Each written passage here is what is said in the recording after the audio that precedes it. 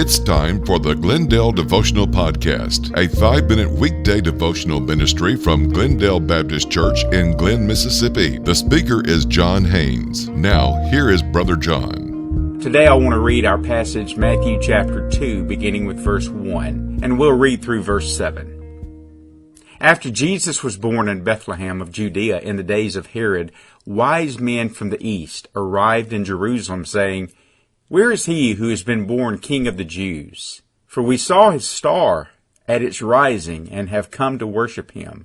When King Herod heard this, he was deeply disturbed, and all Jerusalem with him. So he assembled all the chief priests and scribes of the people and asked them where the Messiah would be born. "In Bethlehem of Judea," they told him, "because this is what was written by the prophet. And you, Bethlehem, in the land of Judah, are by no means least among the rulers of Judah, because out of you will come a ruler who will shepherd my people Israel." Then Herod secretly summoned the wise men and asked them the exact time the star appeared. He sent them to Bethlehem and said, "Go and search carefully for the child. When you find him, report back to me, so that I can go and worship him." There are several Herods in the Bible and in Roman history. But this Herod was also referred to as Herod the Great. He wasn't great in his character.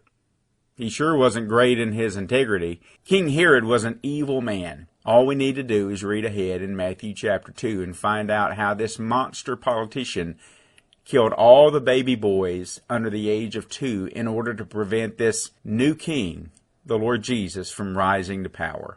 What he didn't know, and what a lot of people don't know today, is worldly leaders provide worldly administration. Christ came to give new transformation.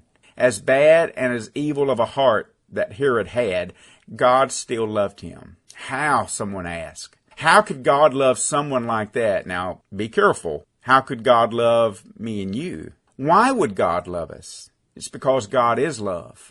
Coincidentally, if you are a Christian, then you and I have been called to show love to all of the Herods that we come across today. It could be leaders who act irrationally or seem to behave solely on the whims of lobbyist groups. It could be a boss or coworker who desperately needs Jesus. Oh, you know them. You work with them. You've heard them use the most vile language. You've seen how they treat others. You and I know the devil's schemes all too well. He may be waiting for you in the break room at work, or he may work in the cubicle beside you in the office. Don't let him use others to bring you down. There are Herods all along life's way. They think they rule the world, that if they even acknowledge God, they think that they're God's gift to mankind. So I'm going to ask you to do 3 things. First, I hope you learn to pray for them. There is a great power in prayer. Now, you and I don't have to go to them in one of their rants and say, "I'm going to be praying for you." Just pray for them quietly. God can do infinitely more through prayer than you can through retaliation. Second, do what you can to live at peace with them. Romans 12:18 says, "If possible, as far as it depends on you, live at peace with everyone." See, Brother John, there it is. If possible, there are some folks that you just can't live at peace with. And you're right. But let's not forget the rest of the verse. As far as it depends on you, live at peace with everyone. You do what you can for peace. Avoid them if you have to, but refer back to the first request. Pray for them.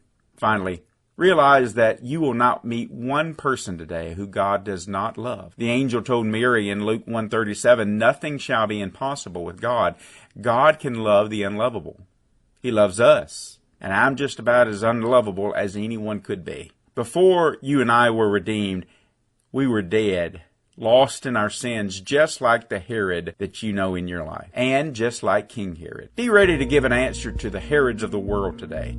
Pray, peace, proclaim. God bless you, dear friend. I will talk to you tomorrow. Hope you have a great day. In fact, I hope you have a good and godly day. Now, before we leave today, I want to tell you about our upcoming live nativity at Glendale Baptist Church on Highway 72 in Glenn this weekend, Saturday and Sunday from 6 to 8 p.m. Please join us as we have this walk-through live nativity this Saturday and Sunday at Glendale Baptist Church.